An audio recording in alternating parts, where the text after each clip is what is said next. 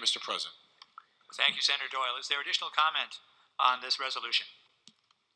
Additional comment on this resolution? Senator Winfield. Yes, thank you, Mr. President. I rise in opposition to this resolution. I want to start broadly and then focus directly in on Judge Adleman. The other day in Judiciary, when we were hearing judges, both Wednesday and Friday of last week, as per usual, there were some concern with some of the judges. Judge Adleman was one of them, and I had the opportunity to speak with Judge Adleman, and over the long weekend I had the opportunity to go back and review what Judge Adleman said, and as he suggested to me, go through the testimony that was provided and the transcripts. I suggested that the hardest thing that we do, or at least that I do on the Judiciary Committee, despite all of the controversial things that we do, is to take a vote on judges, because I am often in a position where I'm not sure that I'm voting yes because that judge belongs back on the bench, but I'm voting yes because I'm not sure that I've nailed down the fact that the judge does not belong on a bench, and I'm, I guess, loath to be part of ending someone's career potentially because I'm not sure. This past weekend, Mr. President, was Martin Luther King's holiday and his birthday. And a lot of us were talking about justice. And it's interesting that we were talking about justice because while it wasn't Judge Adleman, a lot of judges come before us, and the conversation about justice was had with a judge who doesn't actually appear anymore on the slate of judges.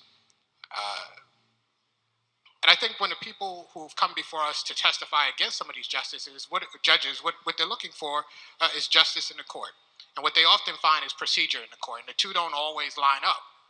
And so in the conversation I was having with Judge Adleman, I think we had a little bit of that conversation. It was about decorum, but it was really about procedure, and how that procedure sometimes, I think, precludes us being as aware as we should be that people aren't experiencing justice. So I think what happens is it appears at times to people that we're more concerned with making sure that the machine continues to operate as it has been operating.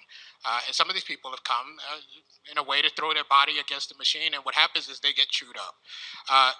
I think that some of these people have come to say to us that something is not right. And so with Judge Adleman, there was a conversation about why do these people come in front of us to tell us what they've told us.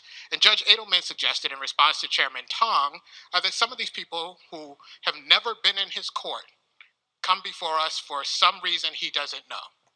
That's possible. But I went back and I looked at the testimony, and I think of myself as a detail-oriented person. And I recognized that Judge Adleman named off a couple of people in response to Representative Tong. And one of those people, perhaps they didn't appear in his court, but there was an ex parte order that Judge Adleman signed. And so there is an exchange between Judge Adleman and this person. But if you're on a Judiciary Committee and you're hearing this, what you hear is, there's no reason why this person might have issue with me. Now, that might not be a lie, an untruth, but it also isn't the truth. And it was interesting to me that a judge who seemed particularly interested with decorum, because he told me in exchange he had with me that one of the things that told him whether or not people were going to be able to follow the orders of the court was the way they operated in the court. So he was concerned with how people operate. A judge who's concerned with the way that people operated in a way that he raised his hand, he took an oath, and then he wasn't transparent. That should be problematic to all of the members of this body. I don't want to ever be in a situation where I'm voting against a judge. I would love to believe that they all come to us and they all belong back on that bench. But I cannot say today that I feel as though Judge Adleman belongs back on that bench. And I think the people of the state look at us and wonder, I remember when I was in the House, there often was this conversation about what do people see when they see us in the General Assembly? And what do they walk away with? And when it comes to this process, we hear, thank you very much, Judge, for coming before us today. Congratulations on your reappointment. They haven't been reappointed, they've been renominated.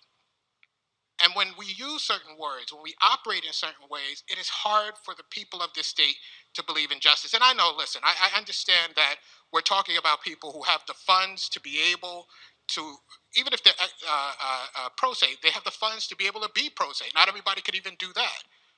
But I come from a class of people who haven't always gotten justice in our justice system. And when we said we weren't getting justice, people looked at us and said, "Oh, you guys, you're just always fighting. You're always doing these things, and it's a system that works for me." Well, it hasn't worked for us, and it's not exactly the same situation. But I can understand why people's individual circumstance becomes their cause, which some of these judges told us was the problem. The problem is that they're not getting justice. And if I can be a part of trying to get to justice, if I can be a part of doing something better for the people of the state, then that's where I want to stand. And so I rise in opposition to Judge Adleman today.